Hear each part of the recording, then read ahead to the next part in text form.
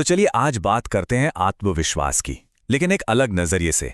ये वो नजरिया है जो मैकियावेली के विचारों से निकला है। हम इंसानी फितरत की कुछ ऐसी सच्चाइयों को जानेंगे जो सच कहूं तो शायद थोड़ी असहज कर दें। पर एक बात तो तय है, इन्हें जानने के बाद दुनिया को देखने का तरीका हमेशा के लिए बदल सकता है।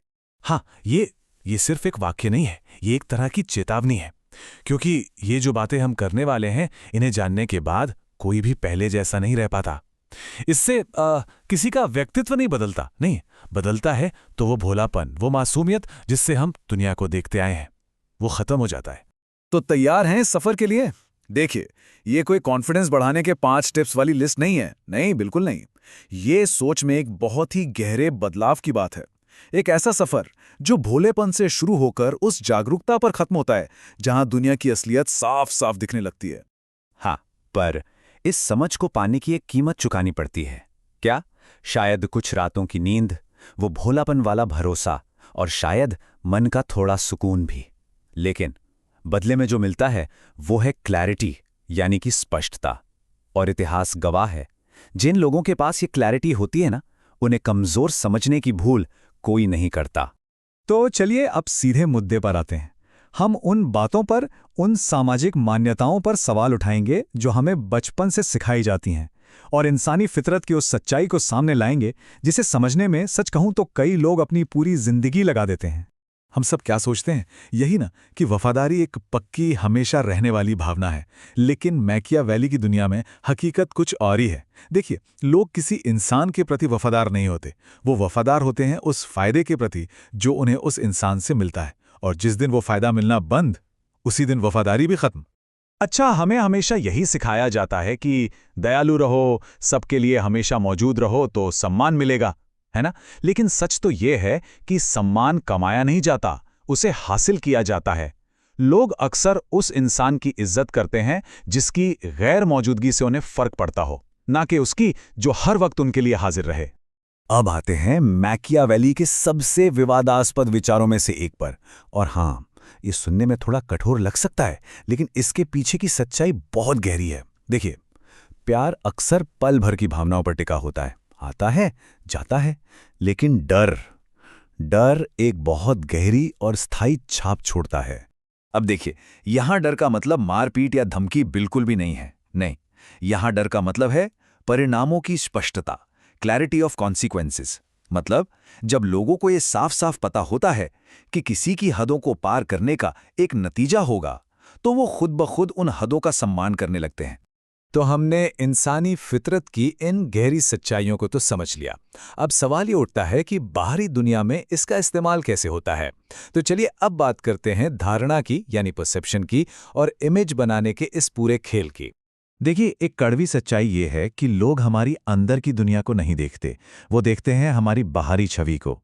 एक ऐसा इंसान जो कम बोलता है, जिसकी आंखों में आत्मविश्वास है और जो हर बात पर खुद को सही साबित करने की कोशिश नहीं करता, लोग अपने आप ही उसे शक्तिशाली मान लेते हैं।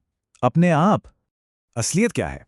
असलियत ये है कि इस सामाजिक दुनिया में हर कोई एक मुखौटा पहनता है, कोई अच्छाई का, कोई ईमानदारी का।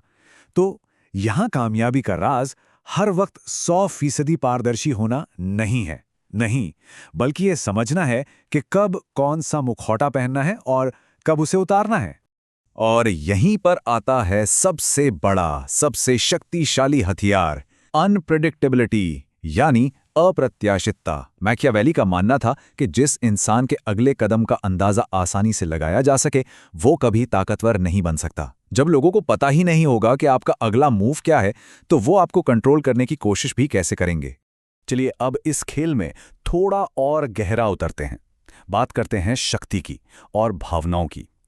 मैकियावेली हमें ये सोचने पर मजबूर कर देता है कि क्या आसान, आभार, ये सारी भावनाएं, क्या ये शक्ति के खेल में सच में कोई मायने रखती हैं? हम अक्सर यही सोचते हैं, है ना, कि किसी पर एहसान कर दो तो वो हमेशा याद रखेगा।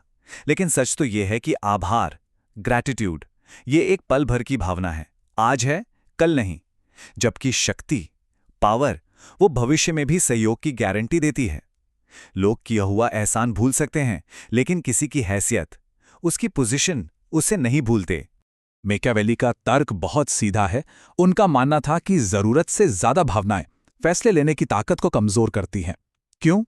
क्योंकि भावनाएं हमें हिचकिचाने पर, समझौते करने पर मजबूर कर सकती हैं, जबकि एक लीडर को उसे तो निर्णायक होना पड़ता है, तुरंत फैसले लेने पड़ते हैं। तो अब हम आते हैं सर्वाइवल यानी अस्तित्व और शक्ति के सबसे बुनियादी नियम पर। और यहाँ सही या गलत का कोई सवाल ही नहीं है। सवाल सिर्फ एक है, या तो आप हालात को कंट्रोल करेंगे या फिर कोई और आपको कंट्रोल करेगा, बस। इस शक्ति के खेल में अपनी कमजोरियों का ढिंडोरा पीटना हमदर्दी पाने का तरीका नहीं है। ये तो दूसरों को अपने ऊपर हावी होने का खुला न्योता देने जैसा है। दुनिया में यकीनन कुछ लोग मदद करेंगे, लेकिन कई ऐसे भी होंगे जो उस कमजोरी को एक मौके की तरह देखेंगे, एक मौका फायदा उठाने का। इसीलिए ये समझना बहुत जरूरी है, मैकियावेली के हिसाब से असल में कितनी ताकत है, इससे ज्यादा जरूरी ये है कि लोगों को क्या लगता है कि कितनी ताकत है। परसेप्शन ही रियलिटी बन जाता है। कई बार तो कंट्रोल का सिर्फ वहम ही असल कंट्रोल का आधार बन जाता है। और अब हम पहुंचते हैं आखिरी पड़ाव पर। जब कोई इन सारी कड़वी सच्चाइयों को समझ लेता है, उन्हें अपना लेता है, तो उसकी सोच और उसके बर्ताव में आखिर क्या बदलाव आता है? इस स्टेज पर पहुंचकर दूसरों से मंजूरी मांगना बंद हो जाता है। अपनी हर भावना, हर एक्शन को समझाने की जरूरत महसूस नहीं होती। चुप्पी एक हथियार बन जाती है। और अकेलापन एक ताकत। इंसान कठोर नहीं बल्कि स्पष्ट हो जाता है। और यही है असली आत्मविश्वास की पहचान। तो फिर आखिरी लक्ष्य क्या है? सबका पसंदीदा बनना? नहीं। लक्ष्य है ऐसा बनना जिसे कोई हल्के में ना ले सके, जिससे कोई नजरअंदाज करने की हिम्मत ना कर सके। दूसरों की मंजूरी की जरूरत नहीं रहती। इंसान अपने बनाए हुए उसूलों पर चलता है। और आखिर में बस एक सवाल, जिसके साथ ये चर्चा खत्म करते हैं।